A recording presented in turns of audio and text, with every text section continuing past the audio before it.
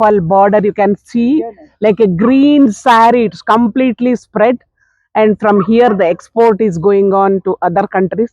Tea gardens, fresh tea you will get to taste and also to buy. So this is so beautiful place. Whoever comes to Darjeeling should visit this place. Beautiful place. Okay, സംസാരിച്ചോളൂ. ഇപ്പോൾ നമ്മൾ നിൽക്കുന്നത് പിന്നെ Merck പോകുന്ന വഴിയിലുള്ള tea garden estate ആണ്. ഇവിടെ Darjeeling tea പ്രത്യേകമാണ്. ലോകത്ത് തന്നെ ഏറ്റവും കൂടുതൽ വില കൂടിയത് ഡാർജിലിംഗ് ടീ ആണ്.